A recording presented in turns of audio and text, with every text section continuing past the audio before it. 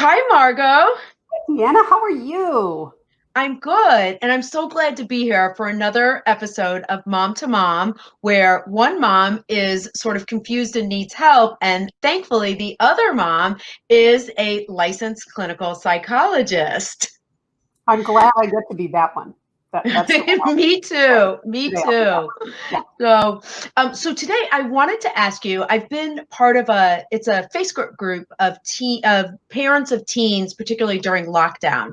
And one of the questions that came up is how can they help their teen be more motivated to do their schoolwork and just to do all the things they need to do while we're stuck at home.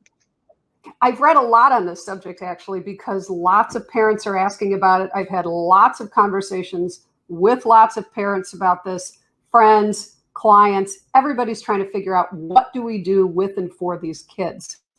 So I'm glad you asked that question, and I've missed our mom to mom time together because moms need moms. We need brains need brains, mom needs mom. We So do. We need to stick together on all this we for need to come sure. together. That's right. So trying to get teens motivated when you're working, when they need to be doing whatever they need to be doing. I had both of my kids in a summer school class, and I'd go downstairs because I'm working and upstairs, and they'd be fiddling around doing something else. And, so it certainly depends on your situation. It depends on your kid. But I would say overall, there are a couple of things I would keep in mind. One is our expectations for ourselves and for our kids right now really have to change. Because I don't know about you, but I have had to adjust myself how I think about my kids, what they're capable of, what I can reasonably expect in a time like this. For school, even with really good students, let's start there with a really good student.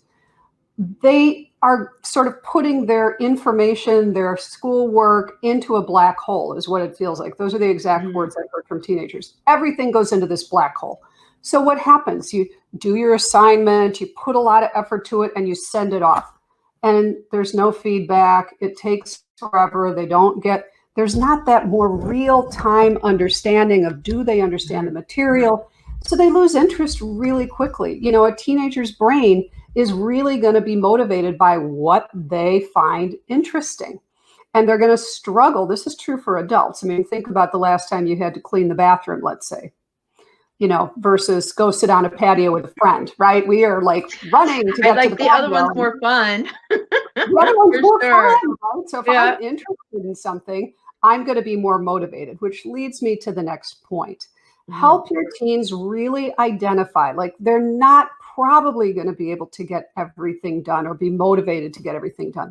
Help them narrow down what are they really interested in? What do they really enjoy in school? Or what do they hate the least, which is what I'm doing with one of my sons. I know you don't like So this do you class. get him to start? Do you think it makes sense to start with the things they like best? Well, I sandwich it. Hmm. So to get them motivated, we start with what they like best. Then we sandwich in a couple of things they don't like, and then we end with something else that they like better. Now, don't get me And then wrong. how often are you checking in with them? So are you checking in at the beginning of an assignment, asking them to come back when they're done? Well, my kids are 14 and 16 now, so that Mhm. they don't need quite that level of supervision Mhm. most of the time. But there have been days when I've done that, where I've needed to, between appointments, zip downstairs and just sort of do a quick spot check, make sure everybody's doing Mhm. what they need to be doing. If they're not, I'll corral them back up again.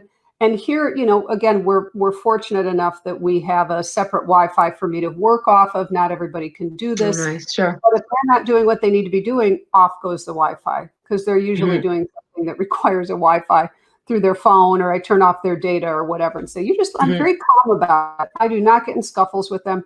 Just Mhm. say, when you're ready, you let me know. Mhm. I'll turn it back on. And from my phone, I can reactivate it. And did you let them know ahead of time? Like, did you set that as a consequence so Yep. they knew that was going to happen? They knew it. I'm really transparent with my kids. I'll say to them, this is the expectation. If you do it, this is what happens. If you don't, this is what happens. And I have to do that on occasion. but I always set it up that way. And I don't have to say it every day because I'm consistent and I follow through with it, which is so hard when you're trying to work and you're trying to get other things done, or you're trying to run to the bathroom really quickly to stop and check on your kids. And here is what I would say to people. This is what I've been telling folks. Don't worry about it as much. And I know it feels completely the opposite of what we're used to. You do what you can when you can. Otherwise, you're going to activate a huge stress response in yourself. And what happens to kids is once you're activated, they get activated. And then that's when bickering and arguing and fighting and pushback, and you're not going to tell me what to do. So the more you can step back and not argue, the better. So I would motivate them in that way. Along the lines of expectation, because the question was, how do you motivate your teens? And sometimes I think, is it always motivation that matters? If they have to finish a math assignment and they hate it and complain the entire time, does that matter if they still get the math assignment done? You know, motivation is an interesting word. Motivation is, how do I get them to have some forward movement is what I'm thinking of. That's all. Well, I think it's forward movement, but I think when parents use motivation, at least in our house, it means I wish that they would come up with the idea on their own. Like I wish I didn't have to tell my child to do their homework when they know they have to do it. I wish they had motivation to do it on their own. That's how I think it is. Okay. And, you know, not to quibble about semantics, but I'm going to quibble about semantics. You know, at least I'm clear about it. I'm honest about it. So I would say that's initiative. And you really can't expect a whole lot of initiative right now. Okay. Even some of the best of students have no initiative right now. And their parents are thinking, when they were live in school, I wasn't around with them. I didn't have to keep and they were doing it. And now all of a sudden I have to watch their every move. Well, but because their initiative, they're not having the same cues that they used to have that would say, oh, it's time to get up. It's time to go to school. I'm in class. Everybody's watching me. My peers are watching me. The teacher's watching me. It's like, nobody's watching. You know? So then what's motivation? So motivation is, it is my sense from either an internal or an external source that I need to move forward with something. That's how I define motivation. I can motivate my sons when they have no initiative. Okay. And the motivation is, there's no screen time later today. Your call. So then they're very motivated, but it comes from me. They have, right now, my kids really have very little initiative around school. Very little. And that's very common right now. So let's not confuse initiative with motivation. You might have to motivate them somehow, which is an extra burden that you never had to do before. Or maybe you did, but now you're having to motivate them differently. So hopefully that clarifies. Oh, that was actually really, that was very clear and good. And one thing along those lines, just to tie into this idea of that maybe they had initiative or they had motivation before, but now it's different. My understanding from some of our earlier Mom to Moms is this idea that teens are pushing you away at this time frame, but that they actually need structure and they need they need that common basis to know that they're safe. And so all of that is just completely up in the air now. And I wonder if there's just some internal, like low level anxiety that's going on in kids and probably parents too. Do you think that's, I guess, how do you think that plays into everything? Yeah, it's huge. Nobody knows what they're doing right now, which is a horrible way to feel in the world. We have known since we're little kids how to go to school. We've known in adults how to parent perhaps, or go to work, or we've kind of known what the world is going to look like. We kind of knew what was going to happen next. So all of a sudden to have nothing be predictable is very anxiety provoking. Yeah. The brain prefers, right? Yeah. You're Me too. You know, I feel it myself at times. Less so now because we're into this for almost 6 months. We're into our 6 months. The first few months, I was like, what is this thing? I'm working from home? Really? I mean, just everything. My kids are home all the time. It was, and lovely. I mean, I love having them around, but you know, it's so different. So yes, I would say anxiety. Luckily, this isn't on video where your kids can see that. We don't need to go there. Yeah, but I do love having them around. So I think I am in the majority. You know, everybody's Right. saying, For the record, we both love our children. Continue. yeah, bottom of my heart, a little bit of space. But yes, the anxiety is normal and some depression way because of the development of neural hormones, not just reproductive hormones. We've given way too much credit to reproductive hormones. There's a lot of serotonin, which is a salience or feel good chemical, a good mood chemical. And again, I don't mean like woohoo. I mean like you just feel okay. It should be called a feel okay chemical. How's that? Mm-hmm. And that's really being produced in varying amounts in a teenager's brain throughout a day, throughout a week, throughout the month.